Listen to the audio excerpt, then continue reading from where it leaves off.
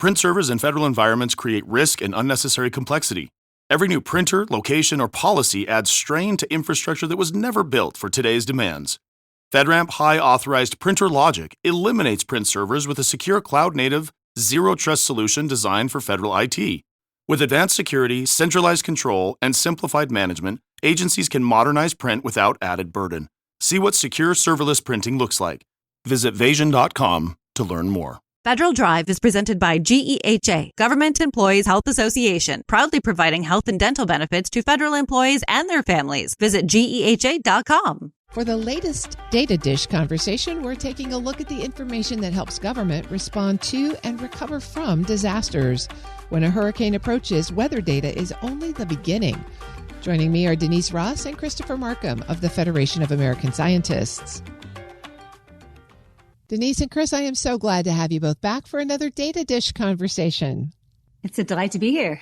Thanks so much, Terry. Denice, let's start with you. We are entering peak hurricane season here, and on Saturday actually will be the anniversary of Hurricane Katrina. So it's a good time to think about what's going on with weather data. And most people think about forecasts and weather models, but from a federal operations perspective, when we're talking about weather disasters, what kind of data becomes more important once a storm is approaching? When a storm is approaching, and I know this from personal experience, having lived in New Orleans for many years, and including that Katrina time period, data accuracy is the most important thing. And there are two things that federal data really focus on. One is what's coming and who will be impacted. And I just want to give a couple of examples here. Some data that help us get more accurate forecasts. I just learned that the saltiness of the ocean gives insights into how quickly a storm will intensify. Who would have known? And the Argo fleet of floating buoys out of NOAA provides real-time information on water salinity. And why that matters is because that cone of uncertainty about hurricane landfall, timing, and strength, that knowing the saltiness of the water allows that model to be less uncertain. And that has an impact on real people because then officials and individuals can make better calls about whether to evacuate or shelter in place. And that's especially important for people with disabilities and the elderly, for example. Weather buoys, who would have thought? I know, who would have thought? Another example that's really important about knowing who's in the path of the hurricane.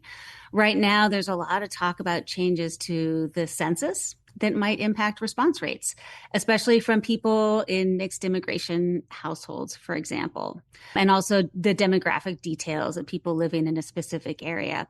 And emergency planners need to know how many people are in harm's way and what their characteristics are so they can get them to safety. For example, when I worked in local government at the city of New Orleans, we used data from the American Community Survey on households without access to a vehicle to determine how many evacuation buses we needed to get and what the ideal locations for pickup were. This makes sure that there's a seat on the bus for everyone who needs it. But if there's a significant undercount for any reason, there might not be enough seats. Chris, Denice has just talked us through a couple of data sets that you might not think about when you're thinking about a hurricane inbound. What about some of the sets that will be essential as planners deal with the aftermath of a hurricane? Oh, that's a great question. So one of the data sets that we think about that's not quite one of those hurricane data that we typically think about that is really essential for both the planning and also the response further down the road are Medicare data. So we typically think about Medicare data as being about medical expenses, but they have an off-label use during hurricanes. One of the most at-risk populations during emergency response that we really need to plan for in advance are individuals with health conditions like emphysema, ALS, or kidney disease. And they really often, those individuals rely on at-home medical equipment that plugs into the wall.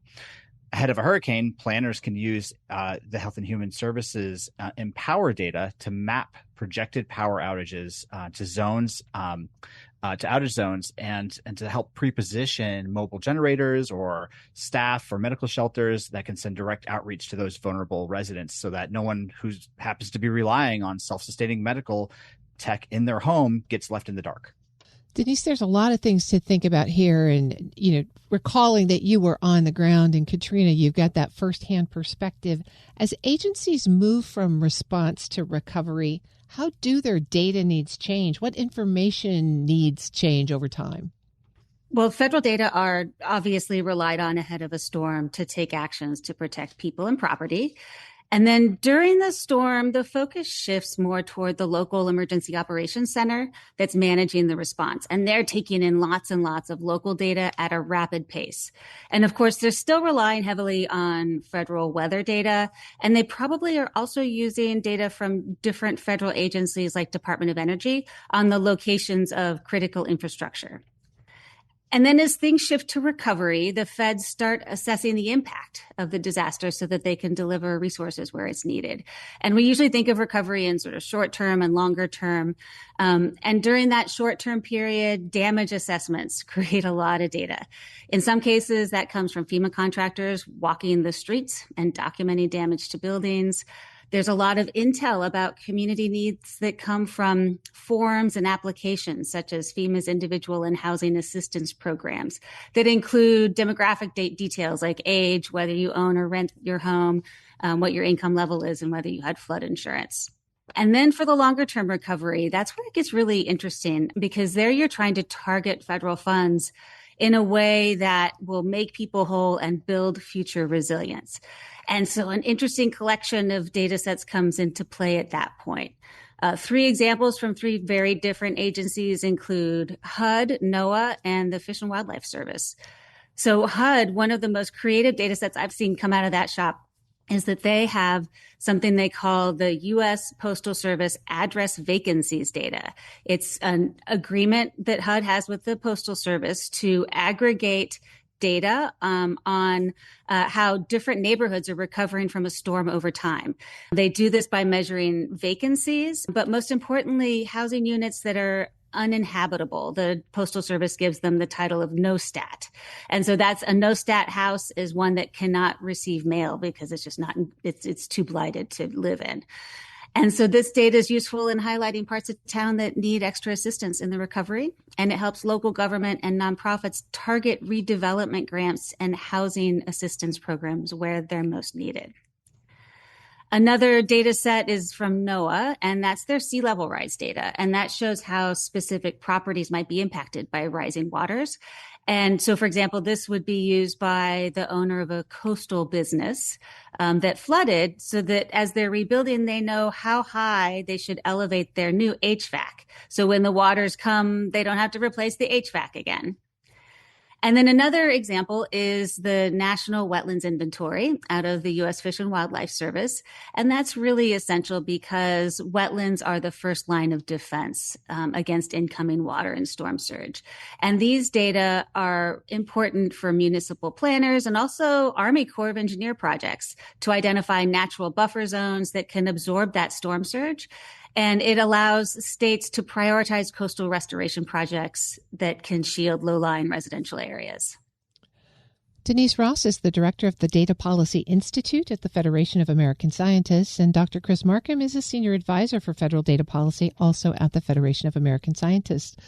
Chris, let me turn to you. We've been talking up to this point about data that planners use to prepare for and respond to weather disasters, but Congress and the administration have both raised concerns about how long disaster assistance takes to reach survivors. How much of that is a data problem? Yeah, one of the big challenges in disaster prep and response is knowing in advance who's at greatest risk of being left behind. Agencies really do need to do a better job at collecting and responsibly sharing disaggregated data for that purpose.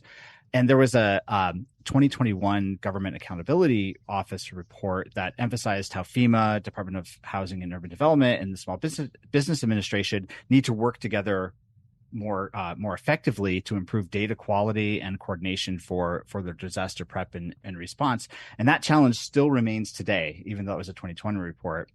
Most often, though, the data really do help shine a light on some of these problems, and an example on how the rest of us might sort of look at sort of accountability of disaster response planning and prep, and is through the usaspending.gov. USA Spending makes it really easy to see the gap between money the government promises and the money it actually delivers before, during, and after a disaster. Data allow you to track what's known as obligations, or that's the money that they promise, and the outlays, or the money they're actually spending, by agency, by the location, and by the program of delivery. And during Hurricane Maria, which affected Puerto Rico, FEMA, HUD, and DOE, Department of Energy, had obligated about $14 billion for recovery and modernization, which we know through USA Spending, but they'd only spent about $3.5 billion during that response. And so in other words, like 3/4 or so of the promised funding hadn't actually reached people in need. And that information can be used to identify types of situations where there are bottlenecks in funding programs that Congress might want to respond to, or the administration can fill. And it can really help modify the design of programs to help getting that money flowing more efficiently. And Denice, we've talked a lot here about the data that agencies use during disasters, but how resilient is the data ecosystem itself? I mean, what happens when a critical source of information isn't there when responders expect it to be? Maybe it's been taken out by the storm as well. Well, normally in everyday situations, disruptions do happen to data that may lead to gaps in research or a less trustworthy statistic or inconveniences. But in a disaster, data disruptions like that can be life or death. And we have been monitoring the health of individual data collections at dataindex.us. And there is certainly a need for shoring up the resilience of the data ecosystem, from collections to sharing to privacy protections. And we do know that even before the disruptions of the last couple of years, the federal data ecosystem was not well equipped for the data needs for the rapid changes that happen during a disaster. For example, when a storm hits, officials need immediate infrastructure data to coordinate evacuations or locate critical assets. And the Department of Homeland Security has had a data set called Highfield Open. It's the Homeland Infrastructure Foundation level data, not the best acronym in federal government, but it was a tool that brought together critical geospatial data from many sources. And I like to think of it as like a digital go bag for emergency managers at the local level. And it had information about locations of resources like hospitals and fire stations, hazards like nuclear facilities and concentrated animal feeding operations, if a storm hits them and disrupts them, then toxic stuff might get into the environment. And it also has information on vulnerable populations like people in nursing homes and where the childcare centers are. During emergency responses, local emergency operations centers relied on Highfield Open data, and especially those who have lower capacity, like they don't have maybe a full GIS team, for example. So they really depend on this digital go bag that DHS had collected.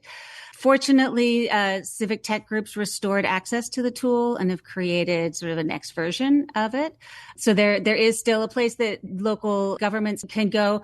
But my concern is that they may not be checking to see if it's there. They're just, like most of us, we take these federal data for granted. And then when you need them and they're not there, the stakes can be really high in a disaster. And Chris, then looking ahead to the next major storm, even though FEMA has predicted a less volatile hurricane season, where is the biggest opportunity to improve disaster response through data? Yeah, that's true. Although if we look over to the Pacific and at Hawaii, they've certainly had their fair share of run-ins with big storms this season. We live in a world that relies more heavily on the internet, on satellite, on cellular connectivity, and all of that connectivity is about sharing and access to data and information. So I do think that we need better technological preparedness for disaster response in a way that allows emergency managers to leverage all those resources, including a large large tranche of private sector data in responsible ways that can help with prep and response. For instance, data collected through the Gas Buddy app can be used and has been used to help reveal which gas stations are open and supplied during a disaster. And that is in contrast with how slower federal process might unfold with the Energy Administration calling gas stations to ask them if they're open. That Gas Buddy app, the private data, would help fill that gap in a more real-time technical capacity. Denice Ross is the director of the Data Policy Institute at the Federation of American Scientists, and Chris Marcum is a senior advisor for federal data policy, also at the Federation of American Scientists. Thank you both for this fascinating dig down into weather data and response data. Really appreciate it, and we'll look forward to another conversation next month on the Data Dish. Thanks so much. Thank you. We'll post this interview at federalnewsnetwork.com/Federal Drive. Listen to the Federal Drive on your schedule. Subscribe wherever you get your podcasts.